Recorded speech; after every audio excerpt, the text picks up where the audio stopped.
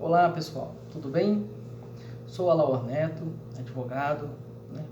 Vou falar um pouco para vocês sobre um assunto que está sufocando essa sociedade nossa, no dia a dia, né? Passa dias, passa horas, a cada hora, a cada minuto, uma mulher está sendo vítima dessa situação, né?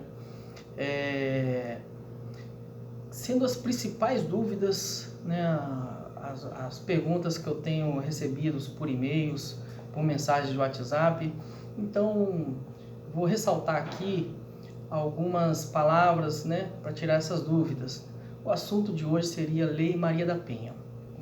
Quais são as medidas que nós temos? Como que se procede? Como que isso acontece? Vamos lá. Nós temos duas medidas nessa Lei Maria da Penha. A primeira medida é em relação ao agressor.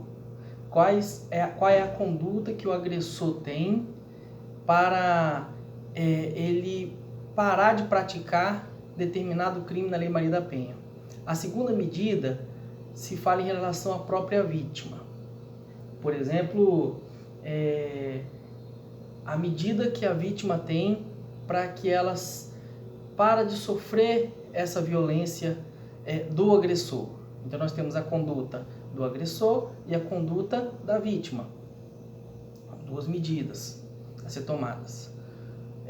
Uma das medidas do agressor que a gente pode citar aqui, que na verdade são as principais, as que mais são aplicadas, né, é o afastamento do lar, do domicílio, né, do local da ofendida, da residência dela. Outra medida que eu posso citar aqui em relação ao agressor é o afastamento da aproximação. Ele não pode chegar próximo à vítima, né, no caso, em quantidade de metros. Daqui você tem tantos metros, você não pode chegar aproximadamente perto dela. Não pode. Né? Um caso interessante, que também que foi até um caso prático que eu peguei essa semana, foi em relação... Eu estava fazendo uma audiência e a vítima chegou e falou bem assim: olha, eu quero retratar, eu não quero mais seguir com esse processo, eu quero parar com esse processo do jeito que está aqui, não quero ir para frente com ele. Então o promotor de justiça perguntou para a vítima, falou assim: mas vem cá, por que você não está querendo? É porque se eu for para frente com esse processo aí, ele corre risco de ser preso e não vai pagar alimentos para o meu filho. O que acontece? Uma das obrigações, aliás, proibições que nós temos aqui é a proibição de prestação de alimentos. Salvo engano, é no artigo 22, que fala lá esses incisos.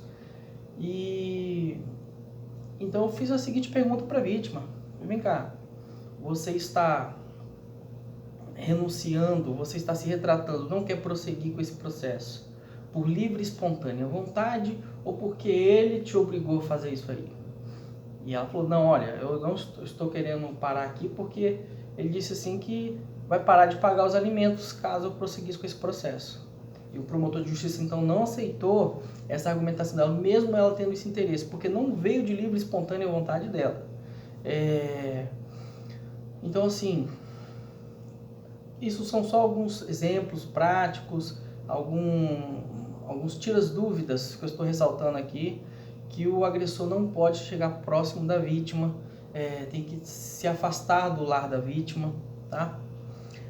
Agora, como que se procede isso? Digamos que o ofendido, no caso o agressor, foi lá, praticou um crime, uma lesão corporal, enfim, alguma coisa contra a mulher. O que a mulher deve fazer nesse momento? Existem duas formas de prosseguir com essa situação. A primeira forma seria você ir direto numa delegacia. Lá, perante a autoridade judiciária, você vai fazer um boletim de ocorrência.